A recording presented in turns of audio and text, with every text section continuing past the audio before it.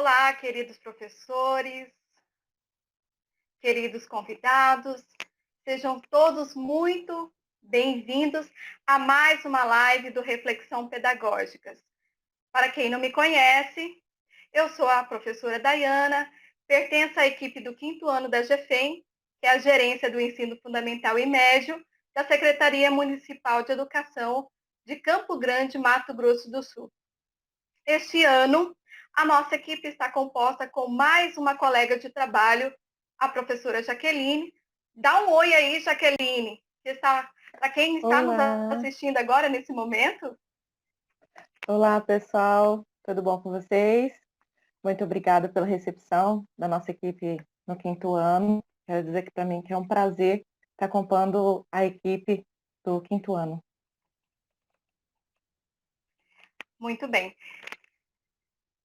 Tendo em vista, a continuação dos nossos eventos, as reflexões pedagógicas diárias entre teorias e práticas organizadas pela SUPED, é que a Superintendência de Gestões Políticas Educacionais no formato online, hoje, por intermédio da GEFEM, nosso diálogo ocorre no tema Desafios e possibilidades no ensino remoto, didática e avaliação. Pode passar. Aqui estão os nomes, nossos representantes dessa secretaria, nosso prefeito Marcos Marcelo Tradi, nossa vice-prefeita Adriane Lopes, nossa secretária de Educação Elza Fernandes, nossa secretária adjunta Soraya Inácio, nosso superintendente Valdir Leonel, de Gestões Políticas Educacionais, e nossa gerente de Ensino Fundamental e Médio, a professora Mônica de Oliveira Inácio Prestes. Pode passar. Aqui temos os nomes dos nossos colegas que compõem a nossa equipe do 5º ano. Então, nós temos o professor Ademilson Borges, a professora Berenice Alves, eu, a professora Dayana e também a Jaqueline, que já se apresentou. Aqui nós temos as formadoras, que irão promover esse diálogo dentro dessa formação. Então, será eu, professora e especialista na área de neuropsicopedagogia e também na área da educação, entre outras áreas, e a professora Jaqueline, como foi citada anteriormente, como a nossa nova integrante na equipe, que também é especialista e que, no momento da sua fala, irá fazer as devidas apresentações do seu currículo. Trouxemos aqui também, juntamente conosco, dentro desse diálogo, algumas convidadas que, ao longo desta formação, estarão se apresentando. Pode passar. Bom, antes de iniciarmos, desejamos a todos uma ótima formação. Aqui, elencamos alguns objetivos propostos para que essa formação, pensando nas práticas pedagógicas no ensino remoto, para que possamos nós mesmos refletir, repensar e sugerir, e até mesmo proporcionar e estar relacionando. Pode passar. Trouxemos também essa imagem para que possamos dar início em nossas reflexões através da palavra esperança. Se você pudesse pensar nessa palavra, neste momento, em qual significado ela traria para você? Vai pensando aí.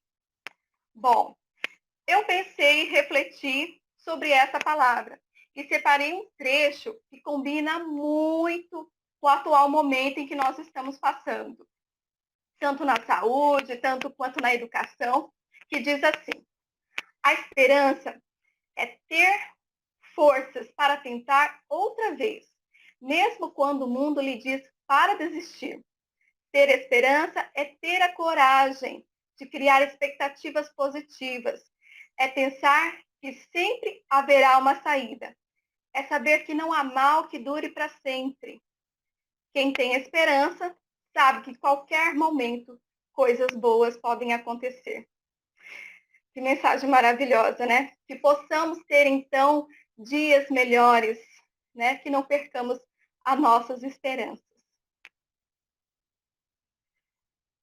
Ainda falando sobre pensamentos e reflexões, eu convido vocês agora a refletir sobre o ensino remoto ao longo dessa construção de diálogos, mas especificamente nessas 3 perguntas que vocês estão vendo aí na tela. Quais os principais desafios pedagógicos que nós encontramos no ensino remoto?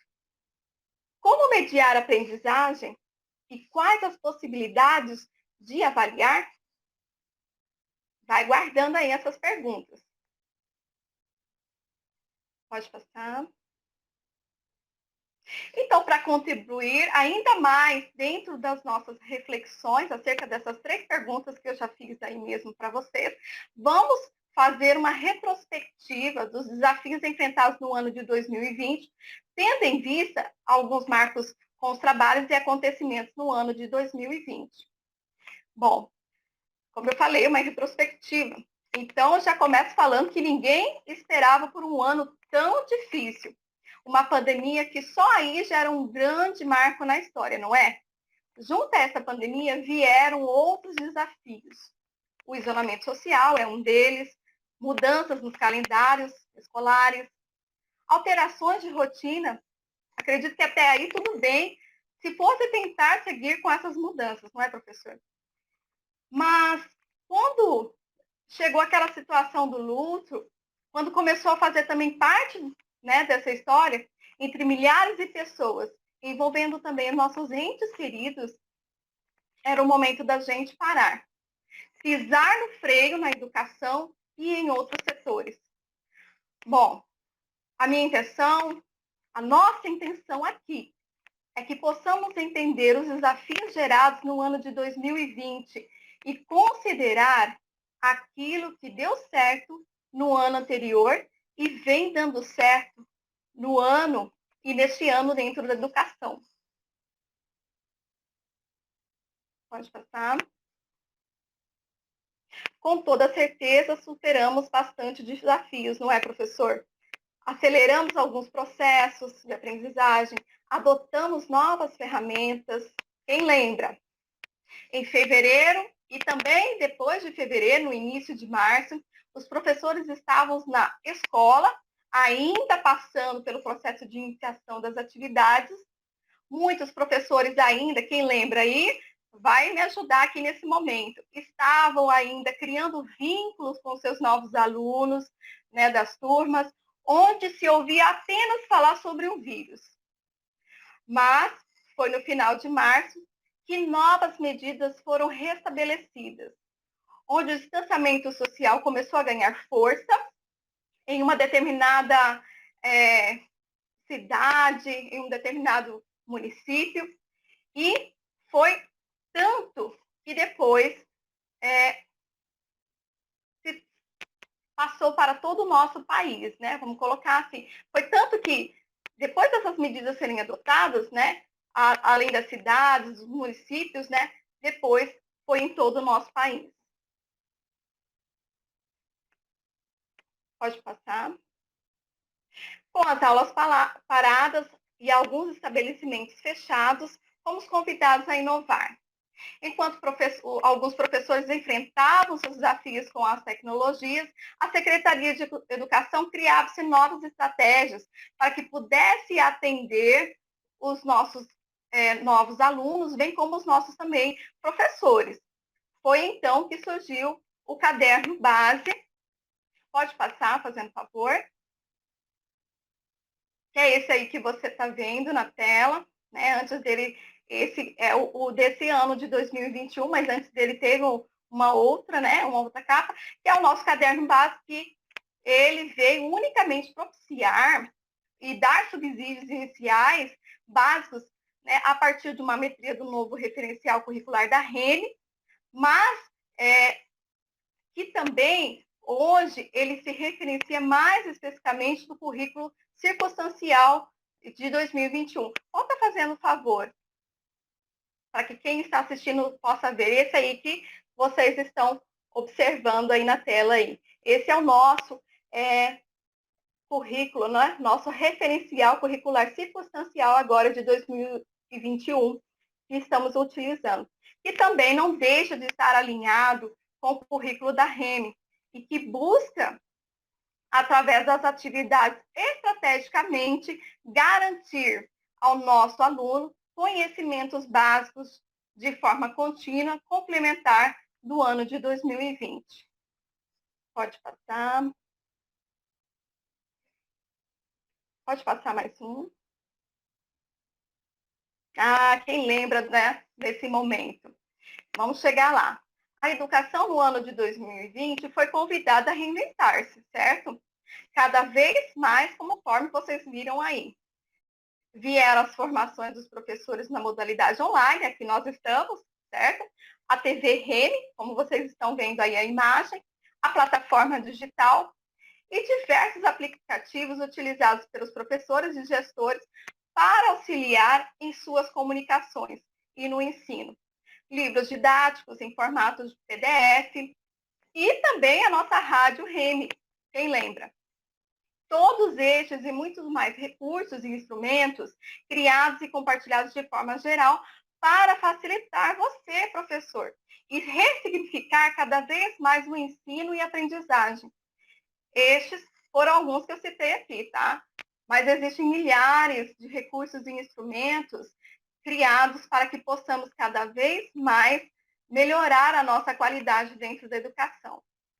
Pode passar. Aqui a gente tem a imagem, né? Reportando a rádio. Pode passar.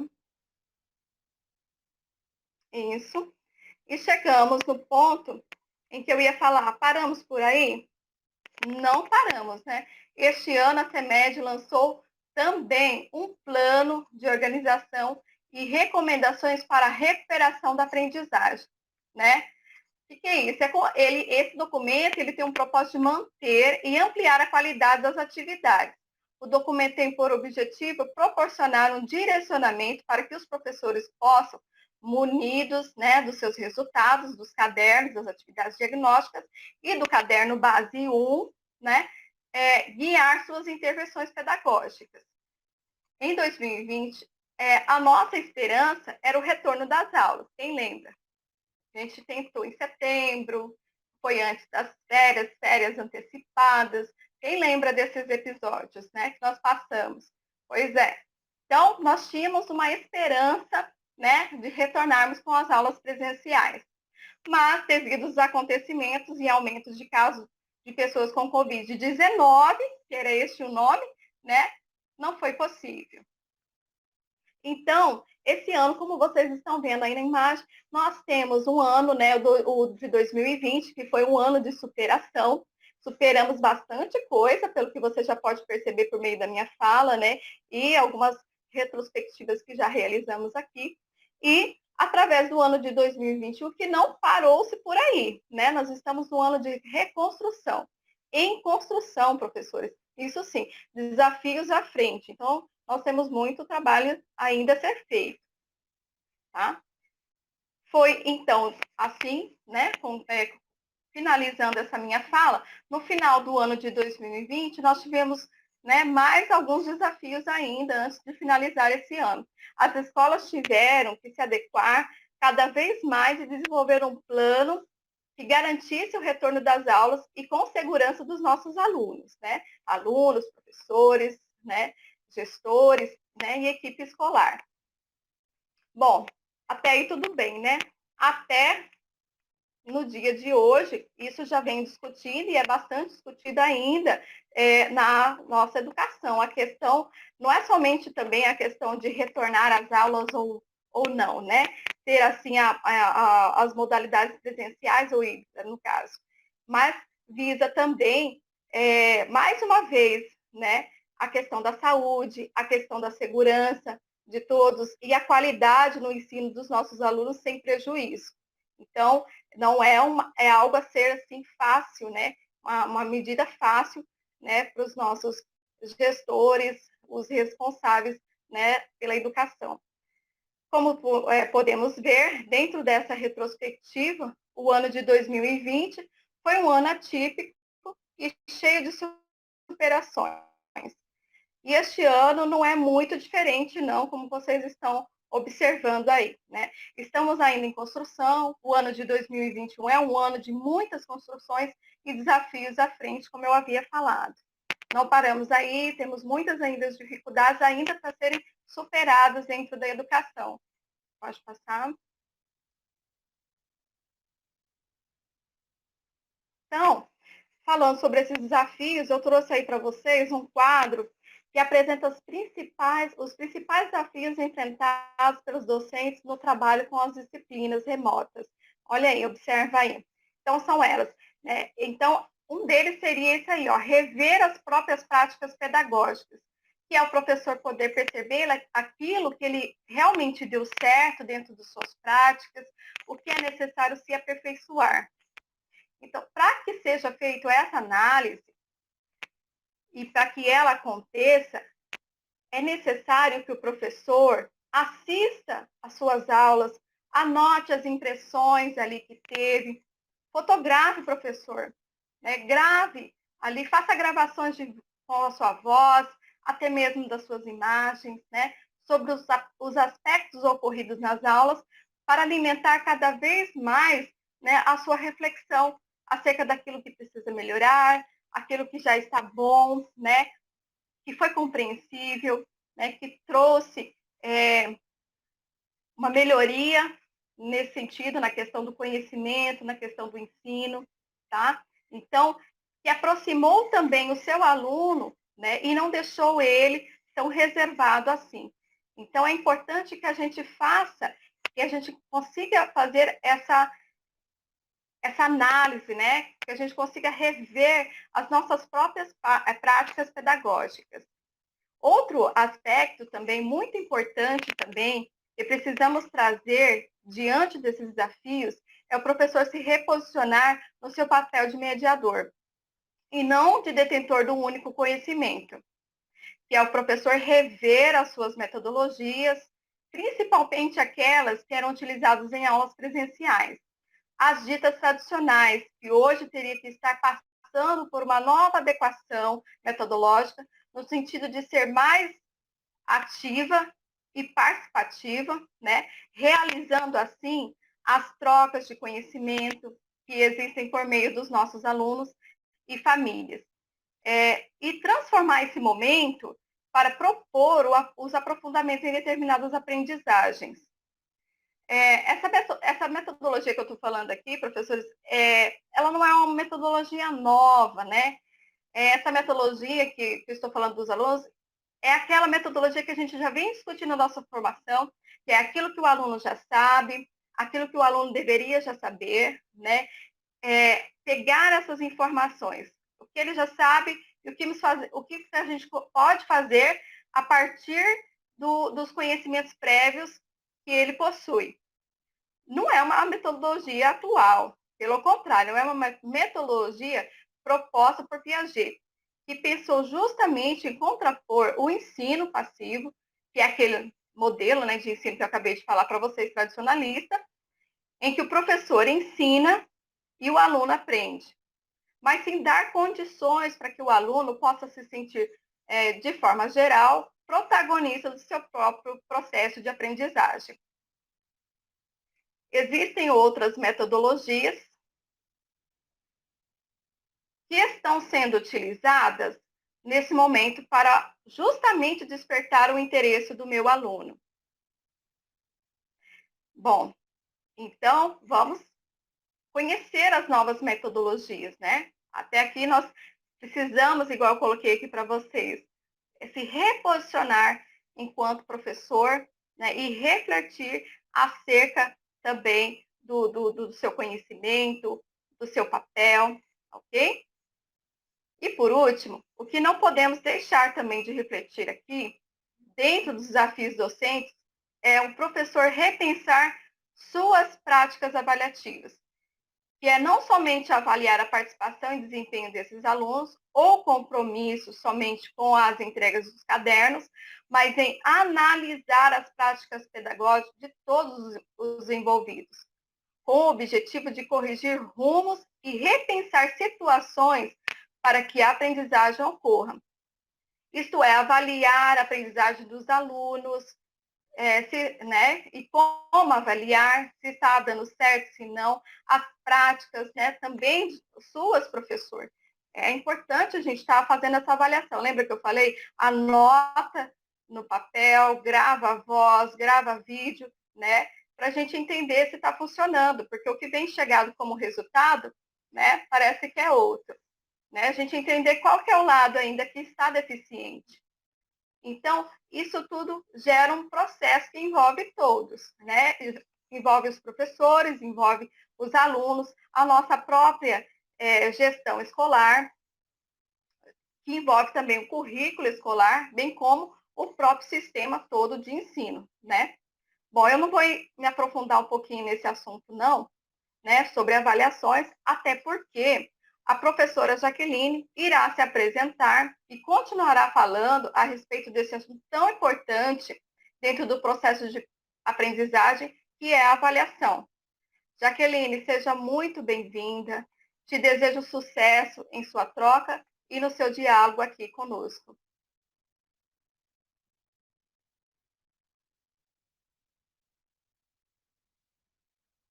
Muito obrigada, Tayana.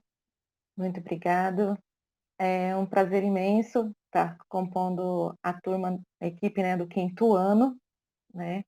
E é com muita satisfação que eu inicio com vocês um pouquinho da fala do meu currículo em si. Eu sou professora já, esse ano completo 10 anos que leciono, né? Sou professora em licenciatura plena em matemática e pedagoga também. E já estou na rede já do município de Campo Grande, já há 8 anos trabalhando em sala de aula. E é um prazer imenso fazer parte agora da equipe do quinto ano e com vocês. Agradeço muito a receptividade, né, em si. E vamos lá começar agora um pouquinho a falar sobre avaliação. O que era o avaliar? O que é avaliar? Para quê?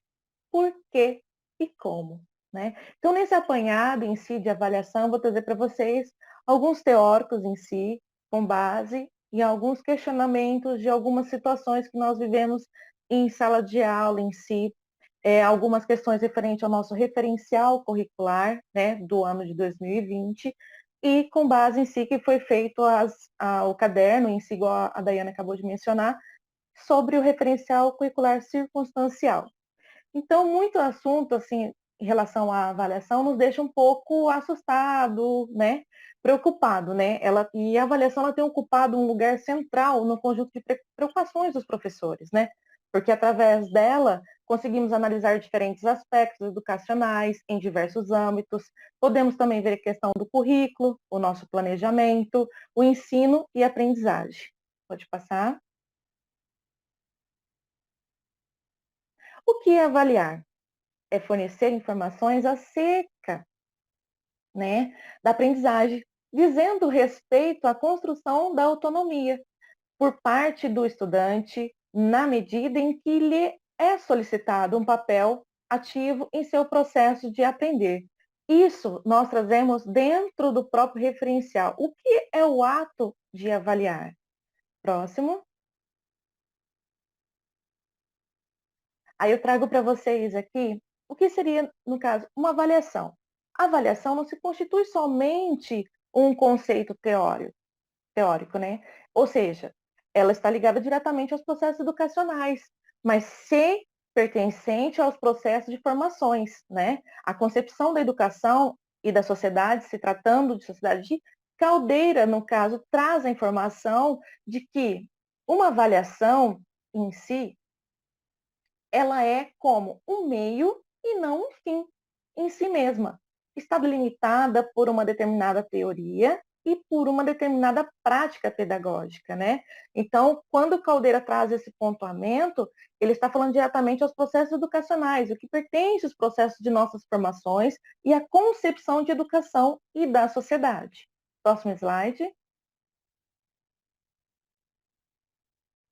Desse modo, a avaliação não seria tão somente um instrumento para aprovação ou reprovação dos alunos, mas sim um instrumento de diagnóstico de sua situação, tendo em vista a definição, né, de encaminhamentos adequados para a sua aprendizagem. Então, para Lucchesi, o educando vai além da assimilação dos conteúdos. Ele passa a desenvolver habilidades frente à sua realidade social, que muitas vezes é ou não excludente. O instrumento de diagnóstico parece que ser o mais ou não adequado para o educador, que possa acompanhar o desenvolvimento da aprendizagem do educando.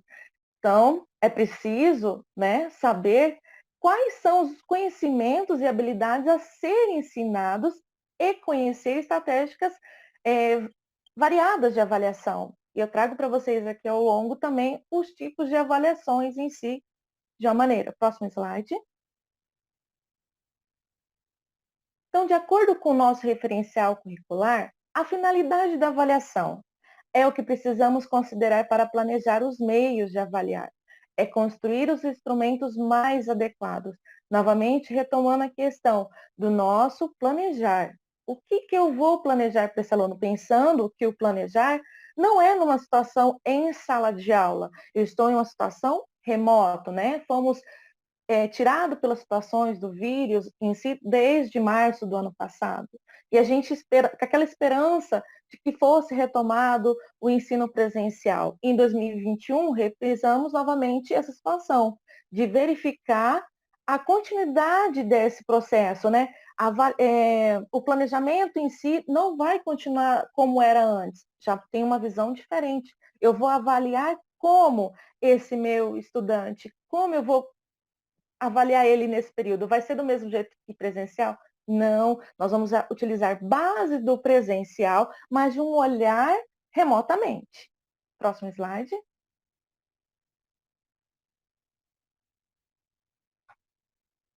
Aqui no caso, a gente traz a questão, a avaliação deve direcionar a aprendizagem, né? Estou direcionando, ela faz esse direcionamento, né? Os instrumentos e técnicas de avaliação. Então, nesses instrumentos e técnicas de avaliação, não medimos a aprendizagem, mas sim alguns comportamentos que permitem aferir se houve ou não a aprendizagem. Nós temos também os aspectos éticos, né, da avaliação, as provas subjetivas e objetivas, e dentro dessas provas subjetivas, subdividem em perguntas de aplicação, dissertação e síntese. Próximo slide. Aqui, nesse slide, eu trago para vocês os tipos de avaliação, né? Nós temos as questões, a escolha de uma resposta, eu posso utilizar como verdadeiro ou falso, eu posso utilizar múltipla escolha, resposta curta, associação e combinação correspondência. Então, isso vai ser utilizado de acordo com a realidade qual eu estou vivenciando, né? Como eu pretendo avaliar o conhecimento desse aluno? Então, eu vou utilizar um verdadeiro ou falso. Uma múltipla escolha, o aluno escolhe uma que complete a afirmação pertinente àquele objetivo da pergunta, né? Resposta curta, elas são breves, né? E avaliam apenas objetivos situados, tá? Nos níveis mais de conhecimentos e memorização. Seria essa a questão da resposta curta. Associação e combinação, correspondência, né? Ela apresenta um conjunto de elementos em duas colunas paralelas, sendo relação entre si, mas entre um número desigual acaba acontecendo isso. Na evolução de uma resposta, quando eu vou trabalhar com completar lacunas, eu estou falando que o aluno ele tem que ter uma frase que ele vai completar os espaços incompletos, né? Deixando aquilo preenchido como só uma única resposta certa. Quando eu vou trabalhar dentro de uma evolução de uma resposta, a identificação, que são aquelas que se pede para os alunos para identificarem, por exemplo, partes de um corpo. Então, eu direciono aquilo que eu quero que o aluno identifique. Quando eu trabalho com a ordenação de elementos, né, a ordenação ela consiste na apresentação de uma série de dados. Pode ser fora de ordem, e o aluno vai conseguir ordená-lo de uma sequência correta. Quando eu trabalho dentro da ordenação de elementos, montagem, eu consisto em montar peças que formem um todo. Aquilo que está faltando em si, ele consegue montar ajustando dentro de uma sequência. Próximo slide, por gentileza. Para que né? No caso, perdão, por que avaliar? Avaliar é importante para a aprendizagem do estudante e está ligado à parte instrumental do trabalho pedagógico, principalmente por direcionar quais habilidades e objetos de conhecimentos devem ser retomados pelo professor. Fomos que a gente pontuou lá do plano de ação. Quando nós apresentamos a atividade diagnóstica para os alunos, e nisso foi feito um plano de ação sobre o resultado daquela atividade diagnóstica, nós estamos fazendo o quê? Retomando aquilo que o aluno ele sabia e no momento daquela dificuldade ele não conseguiu fazer. Outra situação, o aluno ele pode ter conquistado o acerto, mas muitas vezes a situação ele pode ter identificado que foi uma sorte em acertar, né? Então, focando nisso, foi desenvolvido o plano de ação para que recuperasse aquilo que o aluno não acompanhou, aquilo que o aluno sabe de ano anterior, no caso do ano de 2020, lembrando que 2019 foi um ano presencial, né? E 2020 nós tivemos o início presencial e depois passou a ser remotamente. Então, o foco da avaliação é fornecer informações acerca das ações. Então, a partir daquelas habilidades, nós conseguimos identificar o que o aluno sabe, o que precisa ser retomado, o que precisa ser avançado em cima daquela habilidade. Então, quando a gente tem o resultado da ação, aí nos diz a respeito de a construção da autonomia por parte do estudante, na medida em que ele é solicitado um papel ativo em seu processo de aprender. Próximo slide.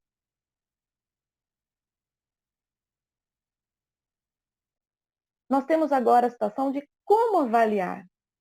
A avaliação como prática escolar não é uma atividade neutra ou meramente técnica. Isto é, não se dá de um vazio conceitual, mas é dimensionada por um modelo teórico de mundo, de ciências e de educação trazidas em prática pedagógica. Então, o Chueri, quando ele traz esse pontuamento, nós vamos identificar que as nossas práticas estão alinhadas com aquilo que nós identificamos dentro da nossa avaliação. Realmente, ela tem o objetivo de não ser só uma atividade neutra ou meramente técnica. Então, quer dizer, eu posso estar dimensionando o modelo teórico de mundo, aquilo que o aluno está vivenciando, o sócio em si, onde ele está, o meio qual ele está inserido. Próximo slide. Para Lucchesi, a avaliação deverá ser assumida como um instrumento de compreensão do estágio de aprendizagem, em que se encontra o aluno, tendo em vista tomar decisões suficientes e satisfatórias para que possa avançar no seu processo de aprendizagem. Então, quer dizer, o que Lucchesi traz nessa situação? Que é fazer justamente uma transposição do sistema de avaliação para o método diagnóstico, tendo como uma perspectiva de democratização de ensino. Então, acreditamos que seja possível, por meio de sistema avaliativo, considerar esse estágio de evolução ou uma melhor construção desse conhecimento pelo educando, propondo um distanciamento de qualquer sistema avaliativo classificatório. Nesse momento que nós estamos vivendo, cabe ressaltar que a escolha de instrumento avaliativo não terá eficácia se o educador não compreender que todos os atores, né, desse momento, ele precisa passar pelo processo de ensino-aprendizagem e identificar que esses autores estão sendo avaliados, mas eu apresento também que dentro do que Lucchesi fala, ele traz duas perspectivas. A primeira se refere ao instrumento de avaliação, a segunda, a interpretação e o tratamento da informação obtida por meio desse instrumento. Então, a avaliação nossa, ela precisa estar relacionada a um reflexo. O resultado da avaliação do nosso aluno nos diz muito a respeito de nós. Nós, professores, obtivemos o feedback daquilo que o aluno faz através do conhecimento daquilo que nós desejamos que o aluno identifique, dentro das habilidades que selecionamos para que o aluno pudesse aprender naquele período. Próximo slide.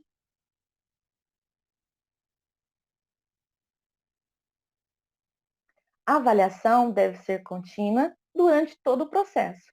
Então, vale lembrar aqui nessa situação que nós temos, a situação em que o aluno ele está em casa, a situação em que o aluno ele está remotamente, a situação em que muitas vezes o aluno ele faz uma gravação em si de um vídeo para o professor ou para a professora, a situação, olha, eu não entendi, eu mostro a situação do caderno, como que eu estou acompanhando, porque por mais que o aluno esteja em casa, nós estamos fazendo esse atendimento remoto com ele, é preciso observar que a aprendizagem do aluno ela deve ser contínua.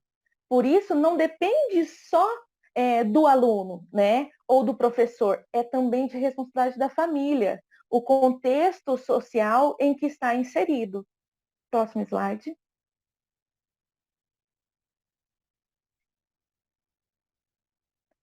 Podemos ainda destacar 4 tipos de avaliação. Próximo slide. Trago para vocês sobre os 4 tipos de avaliação. Temos a diagnóstica, a formativa, comparativa e a somativa. O que quer dizer desses 4 tópicos que nós abordamos, os 4 tipos? Que ela é uma avaliação tradicional, né? É igual a uma avaliação tradicional. Então, dentro da diagnóstica, nós temos o quê? O objetivo é identificar se a proposta do professor são alcançadas no processo de aprendizagem, do ensino-aprendizagem. A formativa, ela já vai trazer que ela é realizada durante o processo de aprendizagem, ou seja, ela é permanente e contínua. Novamente, a palavra contínua aparecendo. A formativa também ela tem a função reguladora ou controladora. Então, esse tipo de avaliação permite verificar se os objetivos estão ou não sendo alcançados pelos alunos. Se a dificuldade em si que o aluno, identificar as dificuldades que estão compreendendo a aprendizagem, localizar as dificuldades ou durante a aprendizagem para que o professor possa desenvolver novas estratégias. Então, dentro da formativa, é possível o professor acompanhar ali continuamente, observando em si ali, ele pode mesmo, através de um simples exemplo, ou um simples resumo, por 2 linhas, o que o aluno entendeu sobre aquele determinado exercício, qual foi a dificuldade que ele contou, então ele pode fazer esse feedback para o professor.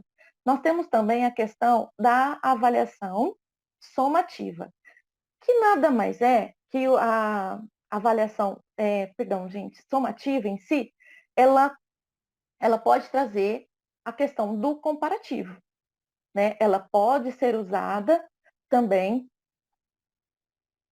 verificar se o aluno dominou um tópico de conteúdo. Ela é aplicada também durante e depois a aula, né? Isso abrange também apenas uma parte. A avaliação comparativa é o contrário das avaliações diagnósticas e os alunos precisam dominar o conteúdo de avaliação comparativa.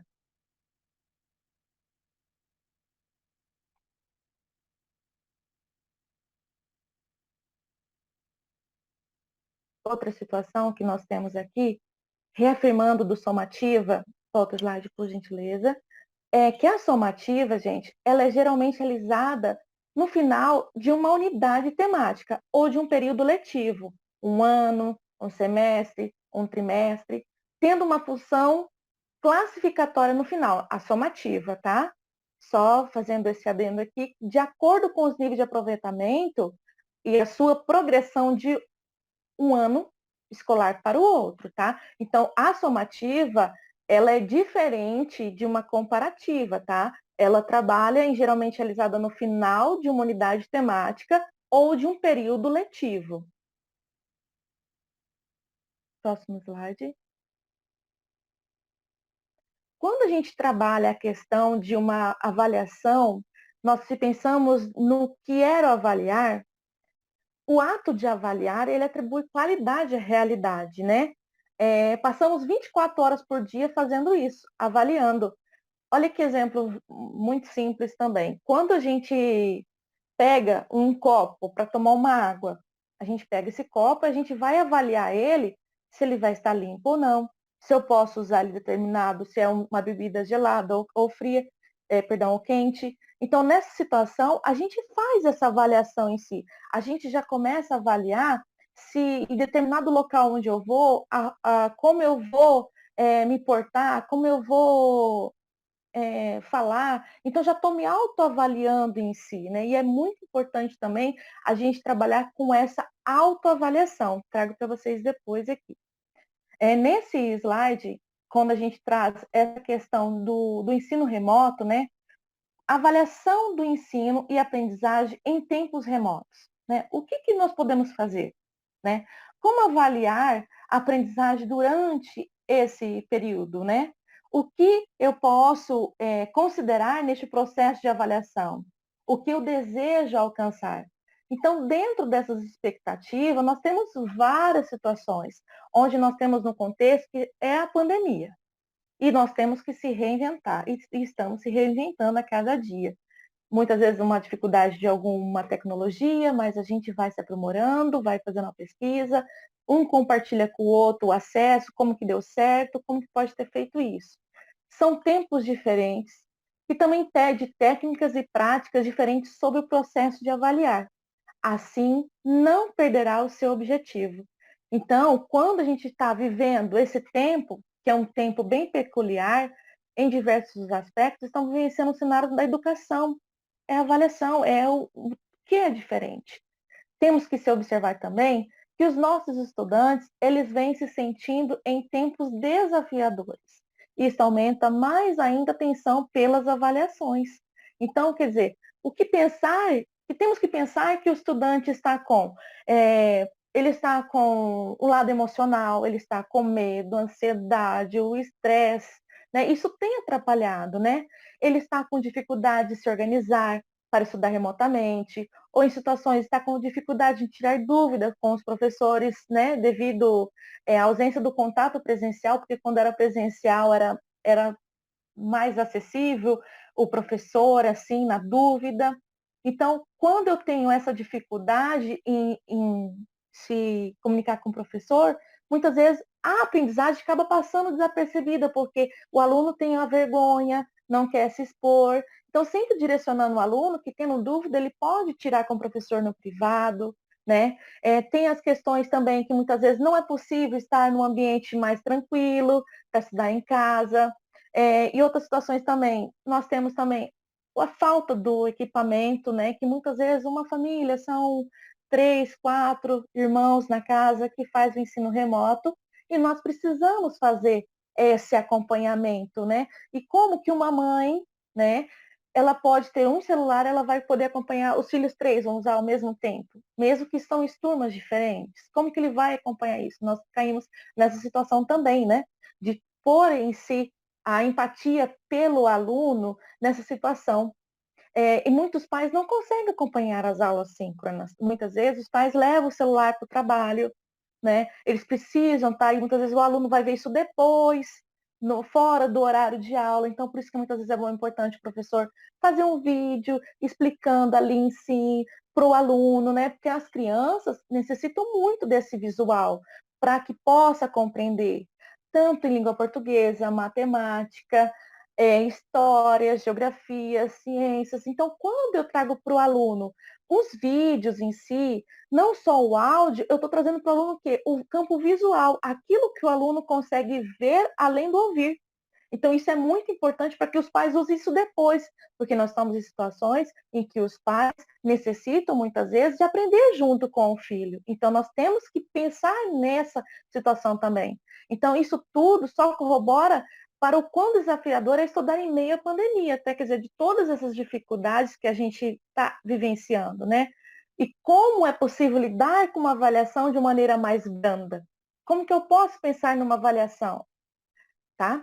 Precisamos ter intenção bem claras ao desenvolver uma avaliação remota ou presencial. O que nós queremos identificar desse aluno, né? Então, muitos pesquisadores em si, tem bastante material que está sendo disponibilizado, aonde traz essa questão das intenções de avaliação, né? Quais os tipos de avaliação que nós estamos sendo mais usados na pandemia, né? Alguns autores trazem 3 tipos de avaliação, sendo o diagnosticar, a formativa, a somativa. O que eu posso trabalhar com esses meus alunos, né? O que eu posso trabalhar com as crianças em si, numa maneira de uma avaliação formativa, né? E dentro desses estudos, mostram que pode nos proporcionar ganhos escolares de aprendizagem, o aumento da equidade nos resultados alcançados pelos estudantes, melhorar a habilidade de aprendizagem desses alunos. Vamos pensar por onde estarão os nossos alunos. Se eles estarão em casa, e o que deve ser feito para preencher essas lacunas existentes, o que o aluno ainda não sabe, o que eu posso auxiliar ele, para que eu possa auxiliar os pais também neste momento, tá? E com isso, você como professor saberá muito melhor como avaliar nessa situação pandêmica que nós estamos passando, né? Portanto, se já era uma ferramenta tão poderosa, né, a avaliação formativa, ela passa a crescer, ganhar mais contexto dentro da avaliação na pandemia. E no caso dos dias a dias, o professor, de acordo com a sua realidade, aquilo que a escola decidiu e formulou em seu PPP, de acordo com o referencial curricular, eles vão se basear e identificar qual a melhor situação, qual dos quatro tipos de avaliação vai se encaixar dentro da nossa realidade que nós estamos vivenciando. Próximo slide.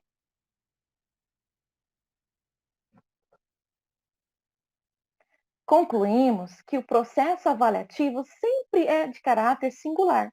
No que se refere aos estudantes, todo processo avaliativo tem por intenção observar o aprendiz, analisar e compreender as suas estratégias de aprendizagem, tomar decisões pedagógicas favoráveis à continuidade do processo. Então, sempre de uma maneira que uma avaliação contínua. Eu vou sempre retomar aquilo que o meu aluno ele compreendeu. Sempre que o aluno tem dificuldade, mesmo os professores abrindo essa oportunidade dos alunos tirarem as dúvidas, muitas vezes as dúvidas estão em como dar esse suporte para os pais nessa situação e não deixando de ter como responsabilidade o nosso papel de professor. Nós estamos trabalhando para que seja lapidado isso que ficou, tentando buscar de uma maneira melhor que o aluno não perca nada, mas sem pôr de uma maneira classificatória, sem pôr de uma maneira de determinadas metas, no caso em si, porque nota não necessariamente diz que o meu aluno sabe tudo. Não quer dizer que o meu aluno tirou 10 aquele dia, ele compreendeu todo o conceito. Não quer dizer que o meu aluno que tirou nota abaixo de uma média, ele não sabe de nada. Não, pelo contrário, muitas vezes o meio em que ele está inserido corroborou para essa situação de avaliação não ter atingido o êxito. Então, vamos trabalhar com a equidade nessa situação, olhando para o meio em que cada criança está inserida e de uma maneira sempre ganhar, para que o aluno se sinta confortável em olhar na situação que ele está. E não tenha medo de chegar ao final do ano e falar assim, sentir, eu vou reprovar. Não, vamos trazer essa segurança para os nossos alunos, mostrar para ele que eles podem contar conosco, que nós estamos aqui para ajudar, nós estamos aqui para ensinar e que podem, mesmo em situações de dificuldade de acesso, fazermos o nosso melhor. Próximo slide. E trago para vocês agora nossas convidadas, tá? Eu já quero muito agradecer, muito obrigada, nossas convidadas, pelo sim na nossa formação. Nós trazemos hoje para a nossa formação a diretora adjunta da Escola Municipal, professor Vanderlei Rosa de Oliveira, a professora especialista Lilian Cristina Silva Brandão. Professora Lilian, dá um oizinho aí para a turma, para os nossos telespectadores.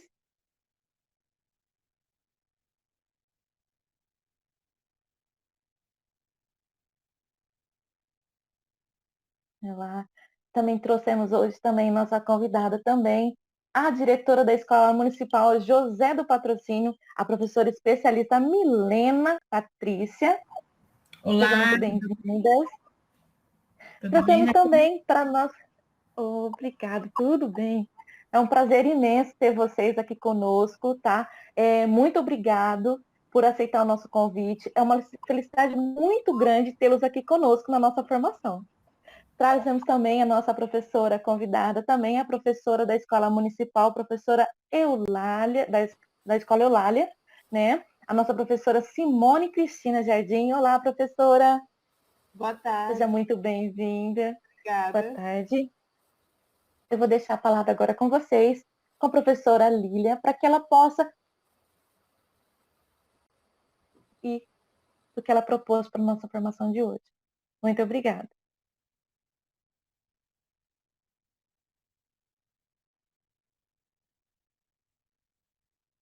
O microfone está fechado, professora.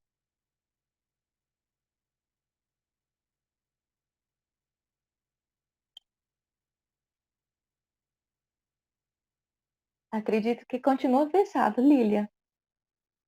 Pronto. Aí, Olá, maravilha. colegas da educação. Muito bom dividir com vocês esse momento tão significativo, de uma temática tão relevante para a situação desse momento, tá? Vou me apresentar, sou professora da rede desde 2002. Em 2008, passei a trabalhar como apoio pedagógico também na rede. Depois, por processo seletivo, tá, atuei como coordenadora pedagógica. E de 2017 até hoje, estou como diretora adjunta da Escola Municipal Professor Vanderlei Rosa de Oliveira. E antes de iniciarmos essa nossa roda de conversa, eu não poderia deixar de fazer algumas apresentações, né, através de fotos. Então, vamos lá. Inicialmente, eu vou mostrar para vocês a foto da nossa unidade, da nossa escola. Pode passar, por favor. Nossa temática.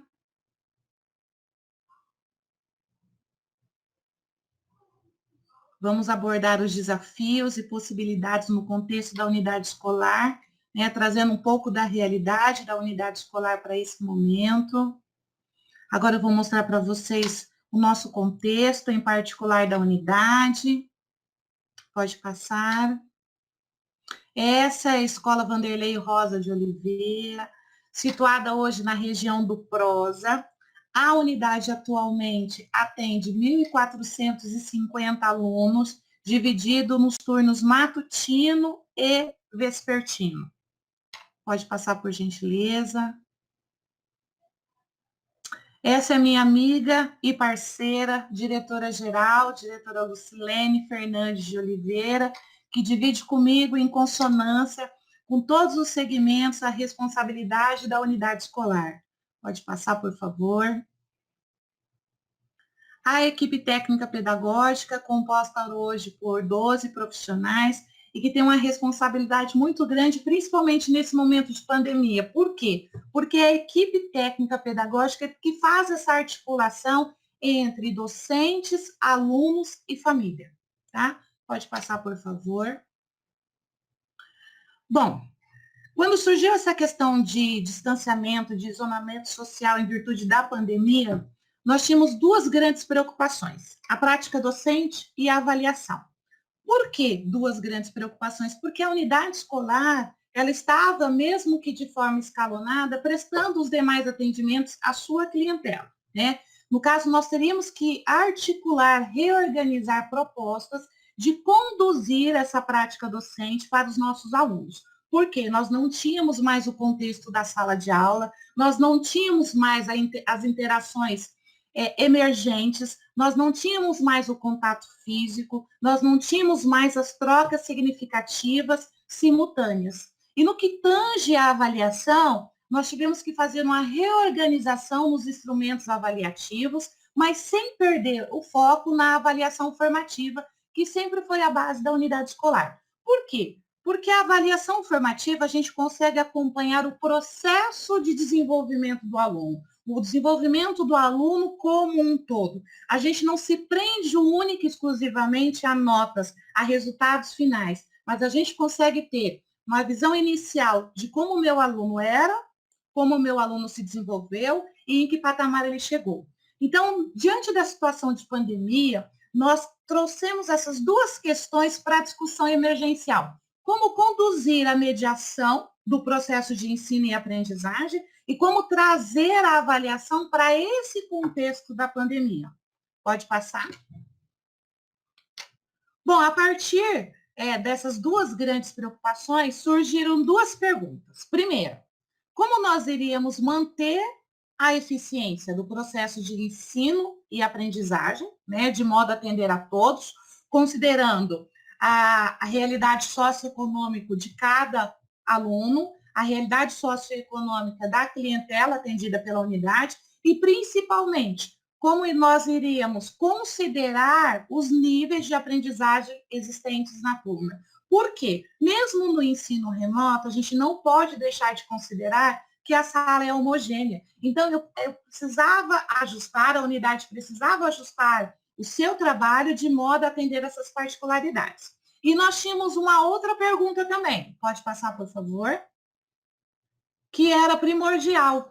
Como efetivar a parceria família-escola? A família já tinha um papel preponderante dentro da unidade escolar. A parceria família-escola sempre foi de grande relevância dentro da unidade escolar. Mas, diante desse momento de pandemia, ela se tornou mais relevante ainda. Por quê? Porque hoje a família é uma extensão do processo de mediação do professor. Ela que praticamente conduz em consonância com o professor o conhecimento, principalmente quando o nosso público-alvo são as crianças pequenas, nas séries iniciais, que ainda não têm todo o conhecimento próprio e as habilidades necessárias para receber o ensino remoto.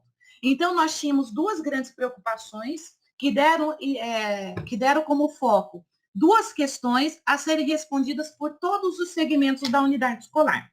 Pode passar, por gentileza. Bom, a partir desse momento, a prioridade da unidade escolar foi em trazer de forma significativa o envolvimento e a colaboração de todos. Quando a gente diz todos, são todos os segmentos da unidade escolar. Monitor, o grupo da limpeza, da secretaria, os professores, a equipe técnica, a direção, todos os responsáveis, todos os segmentos que fazem parte da unidade escolar para esse momento. Por quê? Por que nós tivemos essa preocupação? Porque as pessoas que compõem a unidade escolar são pertencentes a essa comunidade por um bom tempo. Então, eles conhecem as crianças, eles conhecem a realidade social da comunidade, eles têm interações com as famílias, então eles serviram de alicerce para essa reorganização da nossa prática. E eles tiveram um papel preponderante também. Por quê? Porque nós tivemos que fazer a reorganização das atividades inerentes a cada uma das funções. Por exemplo, nós tivemos monitores contribuindo na entrega dos cadernos, nós tivemos o grupo da cozinha contribuindo na entrega dos cadernos, na organização da devolução desses cadernos para os alunos, na organização desses cadernos para a correção efetiva dos professores. Então, a unidade em si, o Vanderlei Rosa em si, passou a envolver todos os segmentos na reorganização de uma proposta que atendesse às necessidades da nossa clientela. Então, isso foi preponderante. Ninguém foi deixado de lado. Todos os segmentos foram envolvidos nesse processo. E é o que deu muito certo. Por quê? Porque eles passaram a ter propriedade também de como a unidade escolar se articulou para esse momento. A questão do pertencimento à unidade escolar trouxe também subsídio para quê? Para que o professor, o ASD, o monitor, o auxiliar de educação inclusiva se sentisse inserido naquele momento, porque todos já estavam fragilizados diante da situação. Então, foi um momento muito importante dentro da unidade escolar. Próximo slide, por favor. Bom, aqui eu trouxe algumas fotos, vocês podem ver como a gente fez a organização das nossas entregas, né? Nossos colegas mantendo esse trabalho dentro da unidade escolar, com todo o cuidado, né, diante desse momento de pandemia, mas a gente tinha essa prioridade em o que? Favorecer, entregar esse instrumento de acompanhamento para que o aluno conseguisse participar de forma efetiva, tá? Pode passar, por gentileza. Mais algumas fotos que retratam também, pode passar. Bom, nós tínhamos, então, que atender duas demandas emergenciais. Não só o processo de ensino, mas também o processo de aprendizagem. Porque um estava vinculado com o professor e um estava vinculado ao aluno. Então, eram duas demandas que a unidade escolar tinha que atender. A partir desse momento, qual que foi a nossa grande preocupação? Qual recurso, qual instrumento utilizar nesse momento de isolamento, de distanciamento, para conduzir o processo de ensino e de aprendizagem para esses alunos? Nós optamos, diante da nossa realidade social e econômica, pelo WhatsApp, pelos grupos de WhatsApp. Nós fomos até questionados, alguns colegas questionaram por quê? A viabilidade de outros recursos que favoreceriam a prática docente. No entanto, nós chegamos ao consenso, diante de todos os segmentos, que nem todos têm acesso a um Classroom, nem todos têm acesso a uma sala de bate-papo do Facebook. Então, nós não teríamos que pensar no momento no que seria mais prático para a condução do processo, não. Nós teríamos que pensar no que seria mais efetivo para a nossa realidade cultural e econômica para a condução do processo. Então, nós partimos para os grupos de WhatsApp. Ainda pensando no processo de ensino, qual que foi o nosso foco? Nós pensamos o quê? O professor também precisa de um respaldo em relação a esse momento que pegou todos desprevenidos. O professor, ele precisa de uma orientação, afinal, nós somos o quê? Nós somos formadores. Os professores precisavam de um respaldo para esse momento. Por quê? Os professores em si foram os maiores atingidos nesse momento de isolamento social no que tange à educação. Porque nós tínhamos um encaminhamento, nós tínhamos um contexto e de um dia para o outro tudo se mudou. Então, as tecnologias estavam muito presentes, o não acesso a essas tecnologias, a não habilidade com essas tecnologias também estavam muito presentes. Então, nós priorizamos dentro da unidade escolar essa formação também com o professor, de como deveria ser esse processo para que ele pudesse continuar direcionando a sua prática, mas sem perder o foco do que foi nos questionado lá no começo, da eficiência. Então, nós pensamos assim, dentro da sala de aula, o aluno ele tinha como recurso do professor o ver, o ouvir e o falar.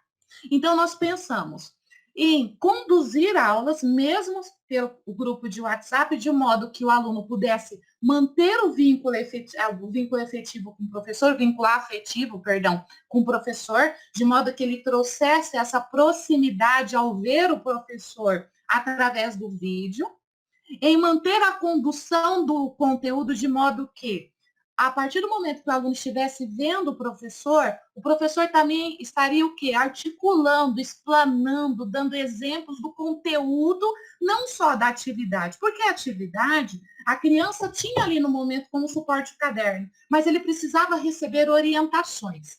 Então, o professor verbaliza as orientações, se coloca à frente do vídeo para que o aluno mantenha aquele vínculo afetivo com ele e, principalmente, dá também nos grupos de WhatsApp a possibilidade do aluno interagir com ele.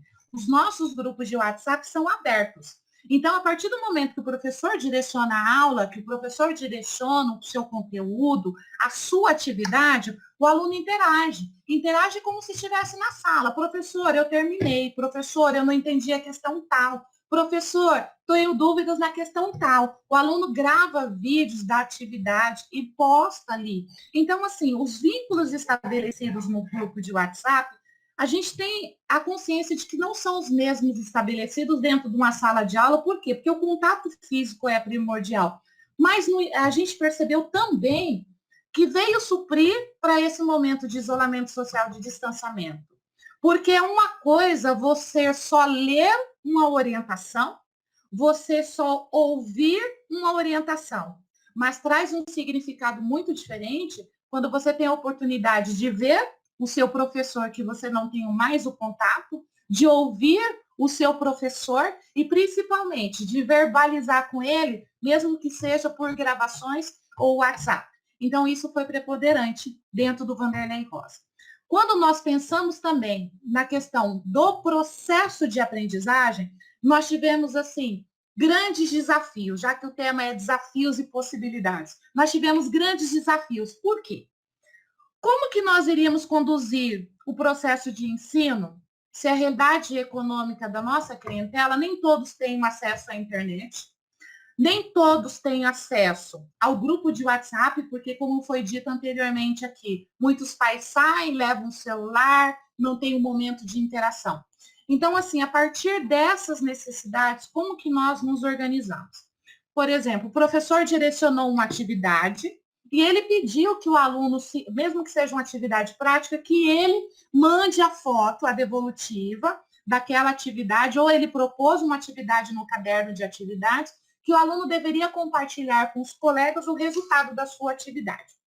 Aquela mãe que não tem a internet, não tem ou os dados suficientes para postar a foto, ela vai até a unidade, nós da equipe ou da direção tiramos a foto da atividade e encaminhamos para o professor, tá? Então, a gente faz essa ponte também para que o aluno não fique, não vou dizer prejudicado, porque no momento nós não temos a atribuição de nota, mas para que ele não fique triste, sabendo que ele desenvolveu uma atividade que ele não pôde compartilhar com aquele que propôs a atividade, que era o professor, tá? Outro foco também que nós priorizamos no que diz respeito ao processo de aprendizagem. A gente tem algo estabelecido que é manter sempre o que era conduzido na sala de aula, sabe? Que esse distanciamento possa ser minimizado pelas práticas efetivas que aconteciam dentro da sala de aula. Então, como houve uma reorganização dos instrumentos de avaliação, como que nós conduzimos? A partir dos cadernos recebidos da Secretaria Municipal de Educação, nós articulamos atividades complementares, baseando-se no quê? Na realidade da nossa clientela. A partir do momento que o meu aluno me devolve esse caderno no prazo estabelecido, eu trago ainda em tempo hábil, tá, o professor para realizar essa correção.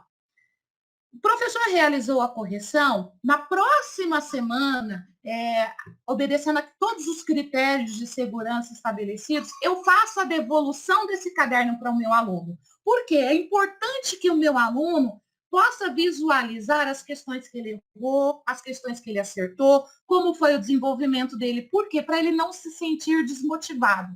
E mais importante ainda, que é uma prática que a gente priorizou dentro da unidade escolar. O aluno recebeu esse caderno de volta, a gente deixa um tempo hábil de mais ou menos uma semana para que o professor trabalhe a recuperação paralela das atividades que foram observadas nas correções e que os alunos tiveram maior dificuldade. Então, mesmo que de forma remota, mesmo que com distanciamento, mesmo com essa questão do isolamento social, a gente tenta garantir todos os direitos à aprendizagem do aluno, o direito a recuperar um conhecimento que não foi consolidado, tá? Através da recuperação paralela direcionada nos cadernos complementares. Pode passar, por gentileza. Bom, quando a gente pensa em rotina, nós tínhamos já uma rotina escolar. O professor entrava dentro da sala, tinha uma pauta, tinha um encaminhamento para conduzir com o aluno, antes de entrar com o conteúdo em si. E mesmo com essa questão de distanciamento, nós priorizamos, dentro do Vanderlei Rosa, manter a questão da rotina. Então, como é que funcionam os grupos de WhatsApp? 7 horas da manhã o grupo é aberto pelo próprio docente e ele direciona a chamada. Ele mesmo direciona a chamada. Aí os alunos vão escrevendo o nome no grupo de WhatsApp, no próprio grupo, dizendo que estão ali presentes. Tá?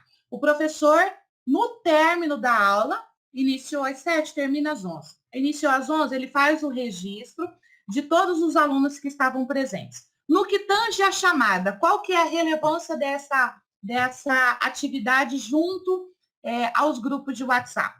A gente consegue acompanhar de forma mais efetiva a ausência dos alunos. Então, por exemplo, se o professor direcionou 3 dias de aula e observou que a aluna não entrou na sala, a mesma aluna não entrou no grupo por 3 aulas consecutivas, automaticamente ele já comunica a coordenação. E a coordenação já vai localizar esse aluno para saber o que aconteceu. Como eu disse, foi um desafio que nós aprendemos e aprendemos com os nossos erros. Por quê? Porque o ano passado, como foi um ano de aprendizagem, nós não tínhamos essa prática.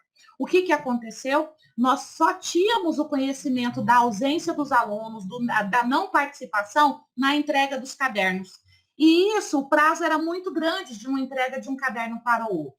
O que acontecia? O aluno ficava 1 mês, 30 dias, 35 dias sem participar das atividades e nós não tínhamos conhecimento. Com a prática da chamada, a ausência do aluno por 3 dias consecutivos na aula já faz com que a equipe possa intervir diante daquela situação. Outra prática também que nós mantemos na rotina online, os horários estabelecidos, a questão de ter um momento da leitura de leite, de fazer toda aquela exploração anterior à aula para depois entrar com o conteúdo propriamente. Então, assim, estabelecer a rotina online tem tamanha preponderância qual tinha a rotina escolar no presencial. Por quê? Porque o aluno precisa entender que ele tem uma rotina, que ele precisa participar dessa rotina e, principalmente, essa rotina faz com que ele se sinta motivado. Por quê? Porque ele pode se posicionar, ele pode se colocar dizendo que ele está participando da aula, ele pode se colocar dizendo as suas dificuldades, ele pode ter um momento de apreciação de uma leitura para o mero prazer de ouvir, ele pode ver uma prática diferente de um professor, principalmente quando ele faz exploração de algum material diferente. Então, assim, outra prática que nós adotamos também foi a questão da inserção da rotina online. Eu trouxe até um vídeo, pode passar, por gentileza? Aqui, ó, que eu quero compartilhar, que é um aluno que gravou após a indicação de uma aula. Pode pôr, por favor?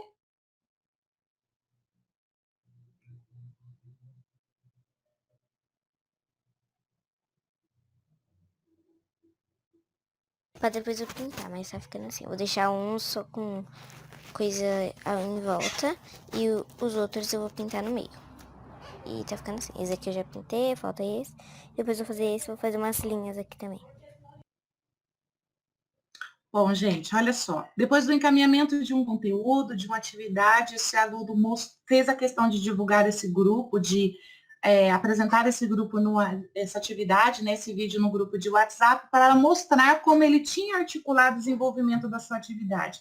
Então, assim, essa participação efetiva do aluno no grupo de WhatsApp faz com que ele se sinta mais motivado ainda a participar das aulas.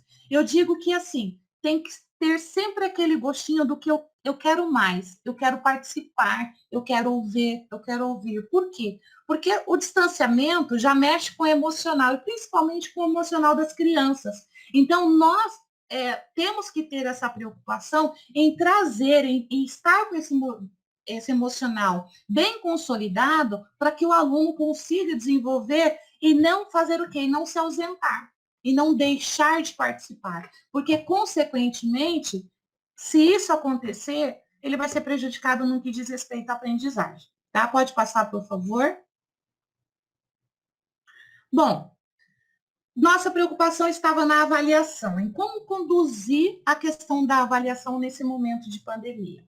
A unidade já tem como praxe a adoção da avaliação formativa, né? Nós já acompanhamos o processo de desenvolvimento do aluno. Nós precisávamos o quê? Reorganizar. Aí nós pensamos, mas nós vamos avaliar só pelo caderno? Por quê? Tem algumas situações que acontecem que acabam nos levando a questionar. Por exemplo, o aluno desenvolveu aquele caderno sozinho, teve propriedade, teve intervenção de um adulto, não teve, o que aconteceu? Então, nós não poderíamos ficar só presas ao contexto do caderno de atividades. Ele é um instrumento utilizado na avaliação, mas nós temos outras formas de avaliar também, que, em consonância com o caderno, gera-se o resultado do aluno. Por exemplo, todos os encaminhamentos das atividades que são direcionadas nos grupos de WhatsApp, de imediato, assim que o aluno termina, há uma devolutiva para o professor, o aluno tira a foto, manda para o professor essa atividade, para que quase que em tempo real ele possa já fazer as suas considerações, tá? Outra forma também, o acompanhamento das aulas, a gente prioriza muito isso, sabe? A frequência do aluno, a participação do aluno, o envolvimento do aluno no acompanhamento dessas aulas. Então, a gente, assim, tentou conciliar a participação efetiva, o acompanhamento da correção, das intervenções instantâneas nos grupos de WhatsApp e o caderno de atividades, e principalmente, gente, algo que a gente, assim, não pode deixar de esquecer, sabe? Não pode deixar, assim, de mencionar, considerar o contexto histórico do meu aluno. A gente conhece o aluno, nós já tivemos esse aluno em anos anteriores, você sabe como era o seu aluno. Então, antes da gente mensurar algum tipo de avaliação, ou principalmente destacar esse aluno não sabe, ou esse aluno tem dificuldades, ou esse aluno não se apropriou, a gente considera também as notas anteriores para saber se o aluno teve dificuldades ou se teve alguma outra situação que fez com que o aluno não desenvolvesse de forma correta a atividade proposta. Aí entra a intervenção da equipe junto a esse aluno, a esses casos particulares que são pontuados no conselho de classe. Aquela discussão do conselho de classe que todos já conhecem. O aluno fulano de tal vinha com um rendimento satisfatório e agora caiu. Mas por que caiu? Qual o motivo caiu? O que aconteceu? Então, é preponderante a gente ter a propriedade desse conhecimento antes de se apresentar um resultado final desse aluno, e é uma prática que a gente prioriza muito dentro da unidade escolar. Próximo slide, por favor. Bom, como eu disse aqui para vocês, grupos de WhatsApp. Vocês vão estar me dizendo assim, podem estar se perguntando, né? Mas o que essa diretora está dizendo, grupo de WhatsApp? E vocês conseguem atualizar esses grupos? Porque há uma troca quase que constante de números, os pais trocam muito de números de WhatsApp. O que eu vou dizer para vocês? Tudo que é feito dentro da unidade escolar são emitidas listas com atualização de telefone. Então, se eu entrego um kit merenda, eu abro um campo para que o pai coloque o número de telefone atualizado. Se eu tenho um momento de devolução de materiais que houve dentro da unidade, no momento no qual nós devolvemos materiais que estavam na unidade para os pais, para que eles pudessem, né, ter esse subsídio no desenvolvimento das atividades, eu abro um campo na lista para que o pai atualize o telefone, tá? Então, assim, o grupo de WhatsApp, ele vem favorecendo o trabalho dentro da unidade escolar. Eu não vou dizer para vocês que tudo são flores, não. Nós temos os desafios, principalmente no que diz respeito ao quê?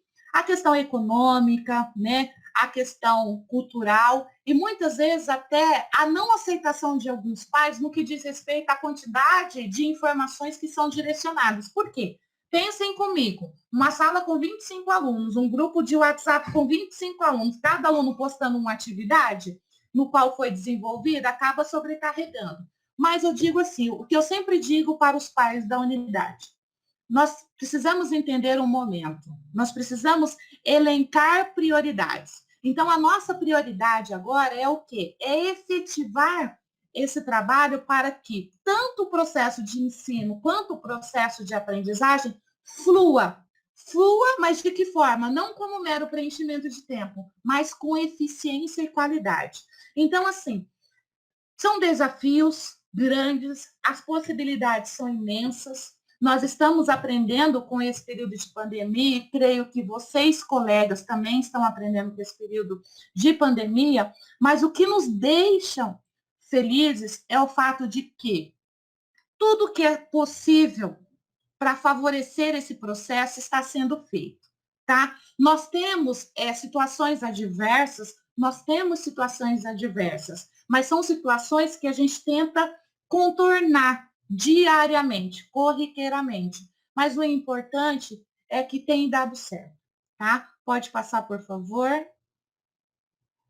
Bom, eu vou finalizando a minha fala por aqui, agradecendo o convite, agradecendo por contribuir, por dividir e por aprender muito com vocês nesse momento significativo. Me coloco à disposição de todos e deixo um grande abraço no coração de vocês. Muito obrigada, professora Lília. Muito obrigada por suas contribuições. Próximo slide. Quero convidar agora para que possa se apresentar, falar um pouquinho de você e da escola, a diretora Milena. Seja muito bem-vinda, Milena. Obrigada, Jaqueline. Eu quero primeiramente agradecer o convite, a oportunidade em poder dividir com vocês um pouquinho da realidade da nossa escola, né? O meu nome é Milena, eu tenho aí 13 anos em sala de aula na REME, né? Trabalhando como professora, sou pedagoga, especialista em alfabetização, especialista em matemática, especialista em coordenação pedagógica e gestão escolar. E há 4 anos assumi a direção do José do Patrocínio. O José do Patrocínio é uma escola que está localizada em área rural, né? Então, a nossa realidade ela é um pouquinho diferenciada da que até agora a gente conversou, né? Que a diretora Lilian colocou, que você trouxe para a gente também com muita sabedoria. Então, eu vou tentar explicar para vocês um pouquinho dessas diferenças, de como tudo acontece na nossa escola, né? Eu tenho que admitir que no começo, quando eu ouvi, olha, aula remota, eu falei, não vai dar certo aqui, né? E a nossa internet, e os pais estão nas propriedades rurais, o que eu vou fazer? A gente sabe da dificuldade numa escola rural, às vezes, de chamar um pai para ir até a escola. Ele sai da propriedade no dia da compra, que é uma vez por mês. Então, se você precisa falar com um determinado pai e ele é um desses, você vai ter que aguardar, né? Então, o começo, assim, eu fiquei bem pensativa. Poxa vida, o que nós vamos fazer agora? Foi um grande desafio. É um grande desafio até hoje, mesmo diante de tudo que a gente caminhou, que a gente desenvolveu. No José do Patrocínio, assim como em muitas outras escolas, a gente teve que optar pelo WhatsApp também, né? Por quê? É a única ferramenta que exige uma internet que não é tão boa. O WhatsApp, dali a pouco, muda o vento lá na propriedade rural, chega a mensagem, né? Agora, abrir um vídeo, a gente caminhou tentando o canal do YouTube e os alunos pouco conseguiam abrir esses vídeos. A internet deixa muito a desejar, né? Então, devido a essa situação, desde o princípio, a gente começou com os grupos de WhatsApp. Organizamos os grupos. A escola ela tem 150 alunos, então foi algo mais fácil de ser organizado, né? Os grupos são pequenos. Nesse grupo está a direção, está a equipe técnica, estão os professores, e a gente também tentou manter o tempo todo a rotina escolar dentro desses grupos de WhatsApp, né? A gente faz acolhida, cumpre o horário conforme o que era na rotina escolar. A gente faz o máximo, o nosso melhor possível diante da nossa realidade, né? Na escola, o que a gente priorizou? A apostila, né? A qualidade desse material, desde do material que foi produzido pelo professor, passando pela equipe, chegando na escola, fazendo a impressão, a encadernação. Pode passar para as imagens que vão demonstrar o que eu estou falando, né? A gente envolveu todo o grupo administrativo da escola, todo mundo ajudando, todo mundo se empenhando em tentar, ali naquele momento em que o aluno chegava na escola, aquela única vez por mês, para pegar a apostila, que fosse um material de qualidade, um material bonito, um material apresentável, algo que realmente fosse suprir as nossas necessidades, pois a gente sabia que muitos não conseguiriam ter acesso a outro tipo de situação no WhatsApp, né? A ter acesso às aulas. Então, as nossas dificuldades, elas são enormes devido a isso, mas a gente caminha, a gente faz da forma que faríamos para os nossos filhos, né? A gente faz com amor, a gente envolve todo o grupo escolar. Os professores, eles romperam barreiras assim que eu não imaginava, né? Nós temos aí professores que estão antigos em sala de aula, que tinham muitas dificuldades tecnológicas, e de repente está todo mundo junto, todo mundo unido, tentando produzir um material, tentando gravar vídeo, tentando romper essas barreiras, que a gente sabe que não é fácil, né? Então, a gente tem que aproveitar esse momento difícil que a gente está vivendo e perceber que quanta coisa legal foi construída, né? Eu sei que nem tudo são flores e não são mesmo. Tem dia que é difícil lidar com os aspectos negativos, com a internet ruim, com o menino que não tem celular, né? Com o emocional das pessoas que está abalado. Mas a gente também tem que se prender nos pontos positivos de tudo isso. Nunca, né, a relação família-escola foi tão importante, né? A gente se aproximou das famílias. Eu vejo assim que aos poucos as parcerias foram ficando ainda maiores. Por quê? A gente depende daquele pai que está lá com aquele aluno. E o pai depende da gente também, né? Olha aí, conforme esse próximo slide, teve um momento que a gente teve que pegar o carro, abrir um monte de porteira, levar a apostila, não conseguia contato com o aluno por telefone.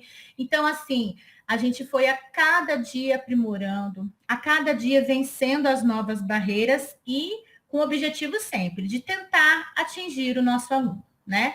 Eu falo assim também que os pais, eles se superaram de uma maneira que é emocionante de ver. Tem, às vezes, o pai e a mãe que ele não consegue, ele não tem condições pedagógicas ali para desenvolver aquela atividade com o filho, mas ele faz com tanto amor, ele faz com tanta vontade, que ele consegue, né? Ele atinge isso que é o nosso desejo. Claro que a gente teve que mudar muito, né? E a gente está construindo ainda, com esperança em dias melhores, é claro, com esperança nessa volta, na tão sonhada volta à sala de aula, né?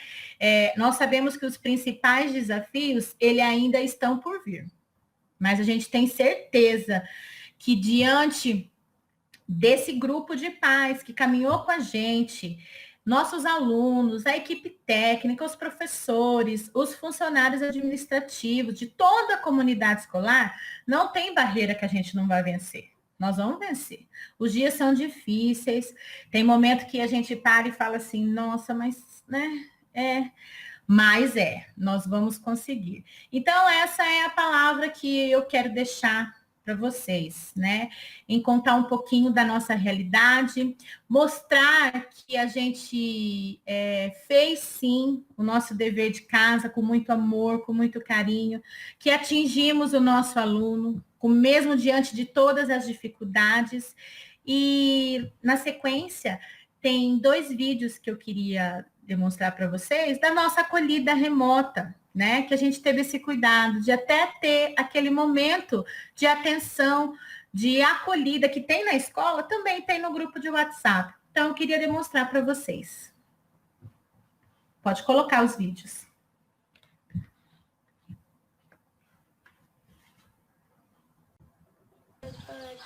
Para fazer acolhida.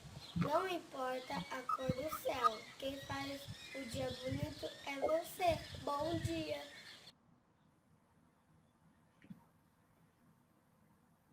Tem mais um vídeo, mais uma acolhida para demonstrar? Pode colocar?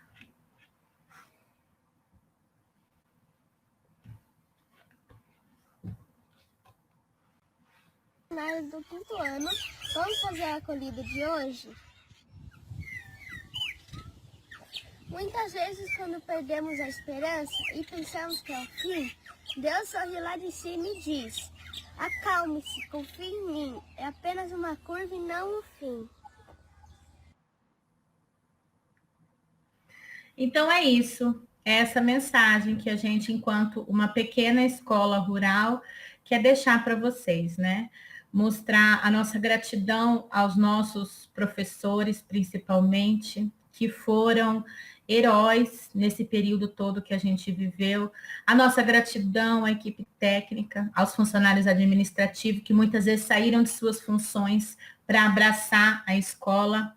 A nossa gratidão aos nossos alunos e familiares que entenderam esse momento que a gente está vivendo e somaram forças para poder fazer com que o nosso aluno continuasse tendo acesso à educação. É isso. Obrigada, Jaqueline. Nossa, caiu um cisco aqui no meu olho, aqui, assistindo esses vídeos das crianças, né? Como que são fofos, gente. São muito fofos. Essa esperança que nos motiva a cada dia mais lutar e se reinventar. Muito obrigada, professora Milena. Muito obrigada. A parceria de vocês foi muito boa. Tenho a agradecer em tê-las conosco aqui. Foi muito bom. Muito obrigada. Vou chamar agora a Dayana. Obrigada. Dayana?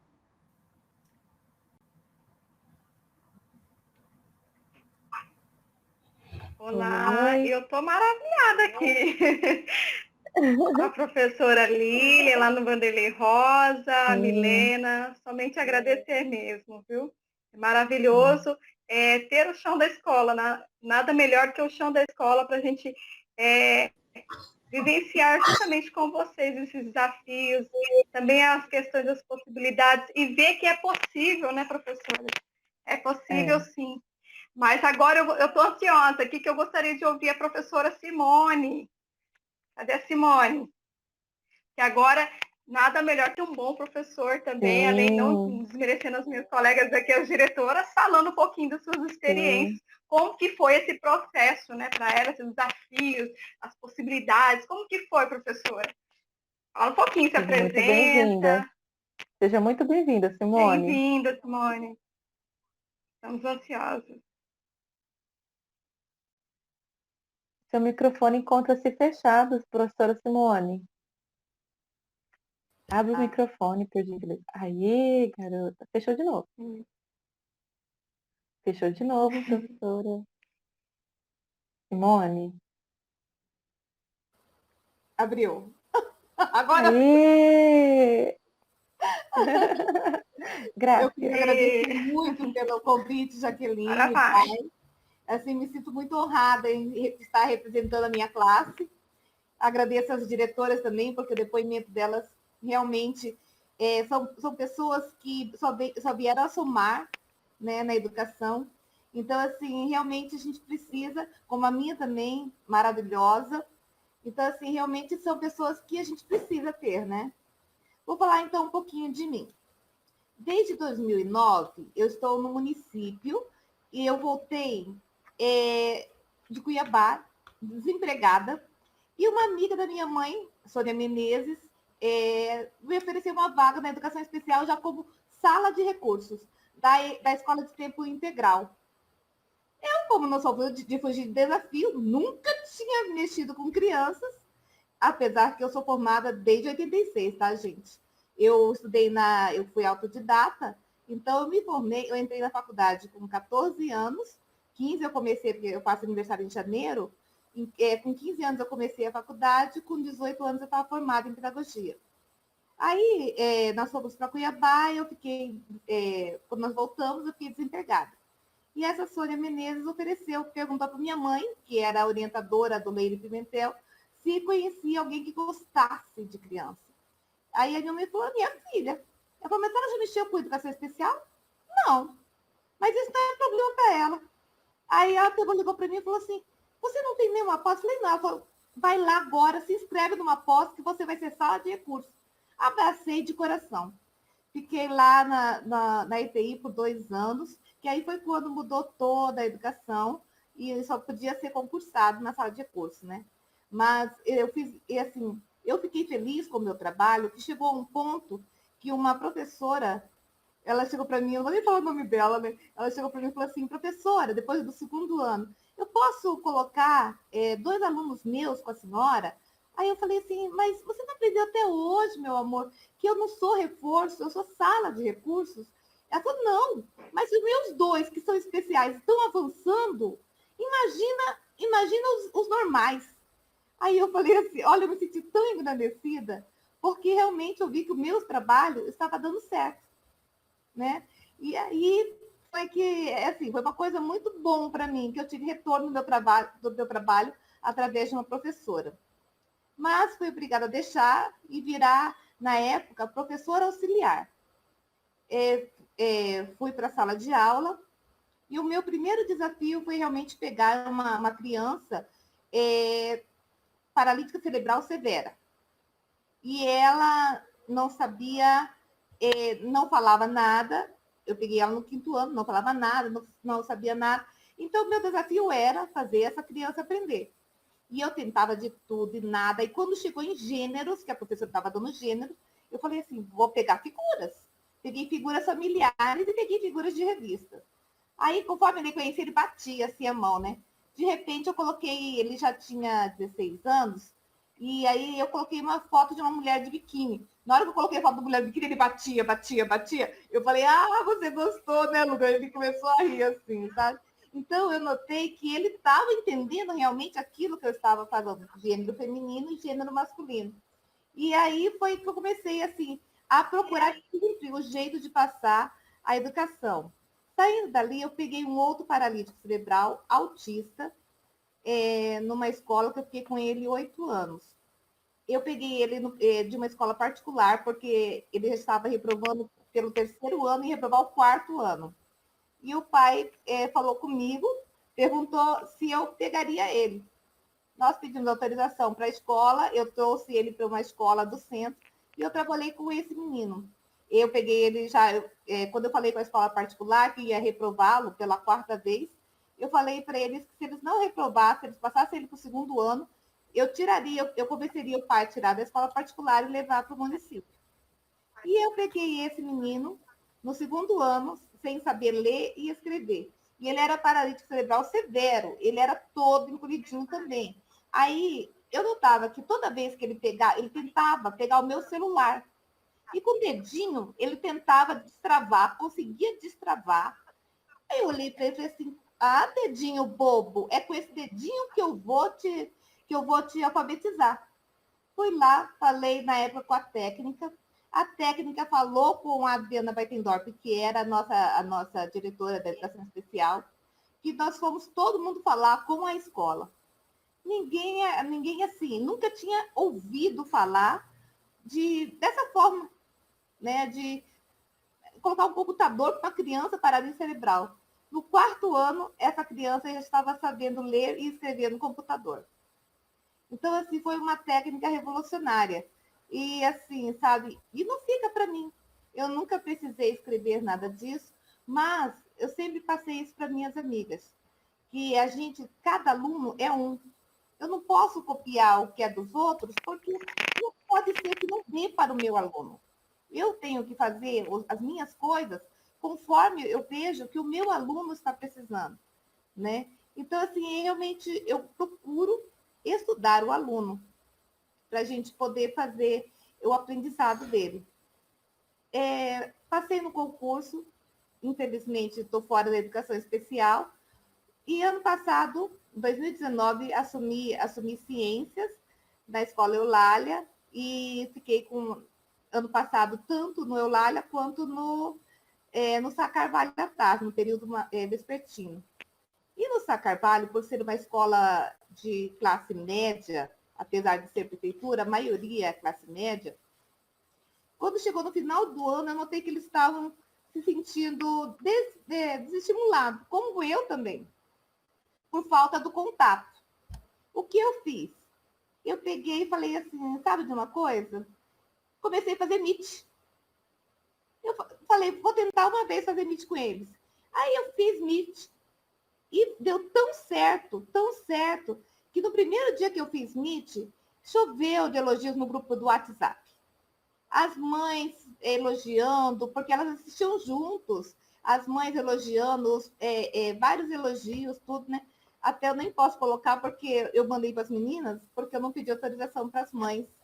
Mas eu até mandei para as meninas, que a coordenadora também ficou tão entusiasmada, que ela que enviou para mim os elogios que os pais tinham colocado, né? Ela falou, você viu, você fez o maior sucesso.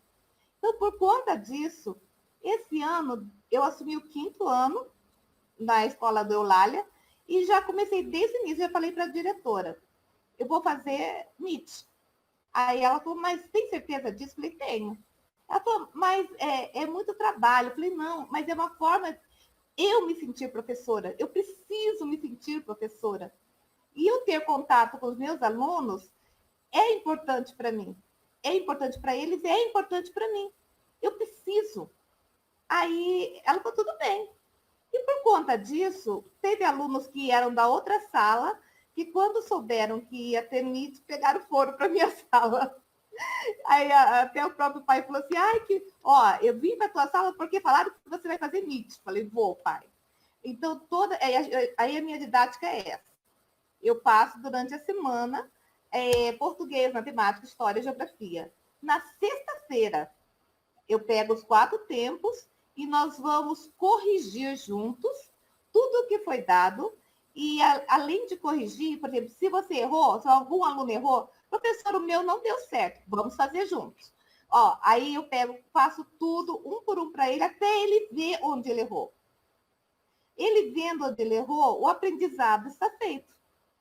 Porque ele conseguiu ver onde ele errou. E a minha média de aluno, eu tenho 30 alunos. A média que entra no WhatsApp é de 14 a 16 alunos. Ou seja, mesmo numa escola que possa ser considerado de classe média para baixo, 16 alunos entram. Mas eu também faço um trabalho para isso. Eu entro todas as quintas-feiras no WhatsApp de cada pai e mando um bilhetinho. Família, amanhã teremos Meet. Por favor, faça um sacrifício e peça para o teu aluno, peça para o teu filho participar. Estou esperando ele para que o aprendizado se dê. E no primeiro dia, até estava contando para a Jaqueline e vou contar para vocês. Entraram 14 alunos. No primeiro dia que eu fiz, já entraram 14 alunos. Aí eu falei assim, gente, vamos ver quem está aqui, né? Aí eu fui colocando o nome, aí eu falava, mas quem que entrou com o nome fulano de tal? Aí a pessoa quieta. Mas quem está com o nome do fulano de tal? A pessoa quieta. Aí eu falei, olha, eu vou abrir teu microfone para você falar teu nome, né? Aí eu abri o microfone e a pessoa quieta. Aí, de repente, um aluno que tinha entrado também antes, né? Falou assim, Pro, é minha mãe, Pro.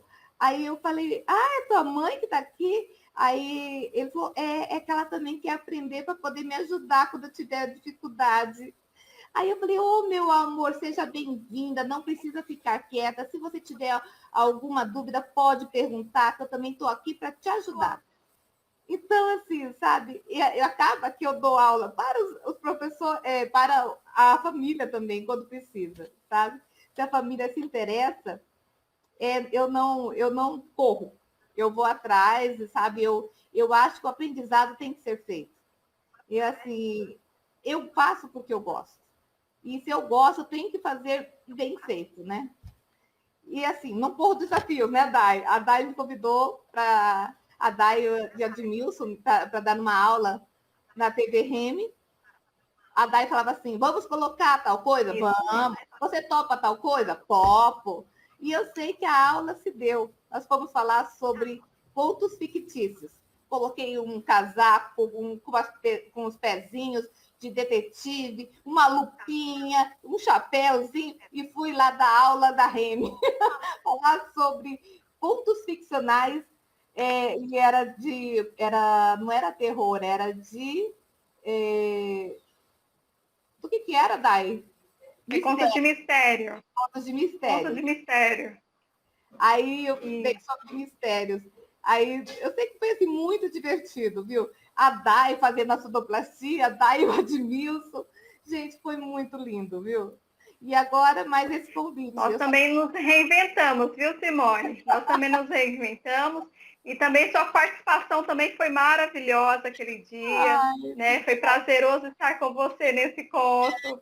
E divertido também, né? E espero que as crianças, nossos alunos lá em casa também tenham se divertido com esse momento. Obrigada. Olha, gente, muito obrigada. Deixa eu só te falar uma coisa. Quando começou, gente, não pensa que foi fácil para mim, não. Eu até falei para a Jaque, Jaque, eu sempre me considerei e ainda me considero analfabeta digital. Só que eu não posso ficar, se eu quero dar o melhor para o meu aluno, eu não posso me acomodar na analfabeta digital. Então, eu vou atrás de amigas, eu não tenho medo de pedir ajuda. E eu acho que é isso que a gente tem a gente tem que pedir ajuda, não pedir para outra pessoa fazer para você, não. Você tem que pedir para ela poder te ajudar a aprender. Muitas pessoas querem que a gente faça. Não. Aprenda a pedir ajuda. Como você fazer? Porque você fazendo, você também vai estar crescendo, né? Eu ainda me considero analfabeta digital, porque assim, eu vejo as aulas que as minhas amigas dão, que coloca cenário atrás, que se inventa. Eu falei, gente, um dia eu vou fazer isso. E vou correr atrás e vou fazer. Mas já comecei a melhorar. Esse ano já comecei a fazer Google Forms, já estou elaborando já uma avaliação para geografia, para história, a matemática e português. Português, por enquanto, eu estou fazendo leitura com eles, que eles gravam, enviam para mim no particular, e depois eu posto no Google com a autorização da família, porque a gente tem o WhatsApp e Face, lá na Escola de Eulália. Então, eu trabalho com eles, posto tanto no Face quanto no WhatsApp, né? Porque muitas famílias não têm Facebook, e eles preferem o WhatsApp. E aí eu pego as minhas aulas, todas as minhas aulas eu coloco um vídeo meu primeiro, falando sobre a aula que vai ter, convidando ele a assistir o vídeo. Depois sempre coloco um vídeo sobre o assunto, ou que eu faço, ou que eu baixo da internet. E ainda depois explico cada exercício da apostila que vai ser feito. A coordenadora do ano passado até olhou e falou: Simone, eu que não entendo do assunto, se eu assistir a tua aula, eu consigo fazer. É isso que eu queria. Ela me deu o respaldo que eu queria, entendeu? Eu queria que até aquela pessoa que não soubesse, assistindo a aula, ela saberia fazer. E aí, graças a Deus, está dando tudo certo. Eu espero agora que realmente o quinto ano avance e eu possa estar ajudando eles a melhorar cada vez mais, né? Até esse dia tava... Inclusive, Simone, tem um vídeo aqui, né? Tem. Do seu trabalho. Eu contando uma história para eles, e eu aproveitei que a história se dava, porque, assim, é um livro, talvez, não muito adequado para o quinto ano, porque seria um vídeo até meio infantil. Mas nós não podemos esquecer que o quinto ano ainda é criança. Né? Eles estão no quinto ano, mas eles ainda estão na idade de 9, 10 anos. A maioria ali ainda é criança. E eu aproveitei também e contei e fiz uma comparação com os tempos que nós estamos passando. Eu tento aproveitar tudo que é assim, que eu posso para fazer com que o aluno cresça e através da leitura e também, por exemplo, assim, eu faço ele prestar atenção naquilo que eu estou lendo, porque cada final de leitura eu passo a falar, olha, você viu como tal coisa parece com tal coisa? Então, para ele ver que através da leitura ele pode estar tirando sempre lições para a vida dele. Então, eu sempre faço a leitura e faço depois ele ler outros livros, sabe? E quando me mandam para mim, eu falo assim, e aí, o que você aprendeu com isso? No particular, eu pergunto. Eu quero esse feedback deles também, né? Porque não adianta só saber ler, tem que saber ler e aprender, entender o que está sendo feito. A leitura, ele já pode fazer, mas será que entender o que ele está lendo, ele entende? Então, através disso, eu estou conseguindo fazer eles prestarem atenção naquilo que eles estão lendo, o que é muito importante. Tem um vídeo aí? Vamos passar o vídeo para conhecer um pouquinho do trabalho dela.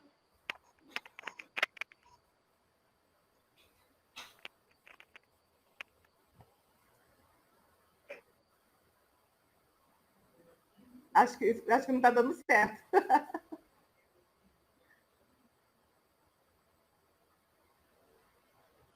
Aí, Dai, acho que não vai dar certo, será? Aguardar. Historinha que vocês acham que podem até conhecer, mas essa aqui é um pouquinho diferente daquela que a gente já está acostumado a ver na Bíblia. Essa historinha é da coleção Dó, Ré, Mi, Fá e se chama Arca de Ninguém. Quem escreveu foi Mariana Caltabiano e quem fez os desenhos, as ilustrações foi Patrícia Lima. Vamos lá. Arca de Ninguém. Há muitos e muitos anos, houve uma enorme enchente na terra. Um homem chamado Noé construiu uma arca para salvar os animais. Essa história todo mundo conhece. O que ninguém sabe é que Noé teve muitos problemas para convencer os bichos a entrar na arca. Eles não queriam se misturar. Os macacos queriam viajar na primeira classe, pois se achavam mais espertos que os outros bichos. Nenhum bicho queria viajar com os porcos por causa do mau cheiro. Os ratos tinham medo dos gatos e os gatos dos cachorros. Ninguém queria dormir com as galinhas, porque elas acordavam muito cedo. Os tigres achavam os leões metidos por serem os reis da selva. As girafas se sentiam superiores e que não queriam baixar o nível para falar com os outros. O mico-leão dourado era a minoria e tinha mania de perseguição. Os pinguins estavam mais perdidos que cachorro em dia de mudança e eram os únicos que vestiam casaca. Todos tinham raiva das hienas, que morriam de rir até em um momento daqueles. As abelhas achavam as formigas o fim da picada. As araras e os papagaios não se bicavam. Os animais não percebiam que o mundo ia acabar e eles continuavam discutindo. Então Noé pediu a eles que parassem de agir como humanos e esquecessem suas diferenças, pelo menos naquele dia. O elefante disse que era impossível esquecer por causa da sua memória indiscutivelmente grande. O macaco, que é o bicho mais parecido com o homem, falou que aquilo era conversa para boi dormir e fez pouco caso da água que não parava de cair. Só que a água subiu, subiu e nem a coruja deu mais um pio. Quando os animais perceberam que não tinham saída, subiram todos na arca. Lá dentro, eles viram que conviver não era nenhum bicho de 7 cabeças. Afinal, apesar das diferenças, estavam todos no mesmo barco. E ali, ninguém era melhor do que ninguém. E assim chegamos ao final da nossa história. Está parecendo muito com a história que nós estamos vivendo. O Covid-19 nos igualou. Você não acha que estamos todos no mesmo barco? Tudo bem que alguns são luxuosos, outros são de madeiras, mas todos estão sujeitos às mesmas tempestades. Alguns estão virando e outros não, independente de ser rico ou pobre. Estamos todos no mesmo barco, por isso devemos nos preservar. Fique em casa, proteja os seus. Se sair, não se esqueça de usar a máscara. E a próxima historinha você também vai gostar muito. Vai ser sobre um irmãozinho que não era esperado. Ah, eu já quero saber a próxima historinha, hein, Simone? Eles adoraram também, viu? Eles gostaram muito, até porque foi sobre realmente um irmão que eles não esperavam, né? Porque tem muitos que falam assim que não querem irmão, porque tem que dividir, e é exatamente que falava isso, a historinha, né? Então eles gostaram muito da história também. Exatamente. Gente, Simone, eu quero agradecer a participação. Eu que quero Tá bom? agradecer. Quero agradecer a participação. Certo. Então, eu quero agradecer a professora e diretora adjunta, a professora Lilian, lá da Escola do Vanderlei Rosa, a diretora Milena, do José Patrocínio. Já fiz os agradecimentos à professora Simone. Gratidão, gratidão. Agradecer também aos nossos superintendentes que devem estar assistindo agora, o professor Leonel, a nossa gerente, a professora Mônica, e os nossos colegas também que estão aí no chat, a professora Berenice e o professor Ademilson, que também estão nos ajudando agora nesse momento, respondendo aí os professores. Gratidão por todos e com certeza já ficamos aqui com um gostinho, né, de querer mais momentos como esses aqui, né, da gente estar discutindo, falando a respeito mesmo desses desafios e também as possibilidades. Obrigada a todos. Deixei uma reflexão do Paulo Freire aí, mas fica para depois a gente estar refletindo. Ok? Obrigada, obrigada, Jaqueline. Gente, muito obrigada. Obrigada a todos. Muito obrigada a todos, meninos. Prazer enorme estar com vocês. Obrigada aos nossos telespectadores nesse momento. Agradeço também aos nossos colegas de equipe. Muito obrigada, de coração. Muito obrigada.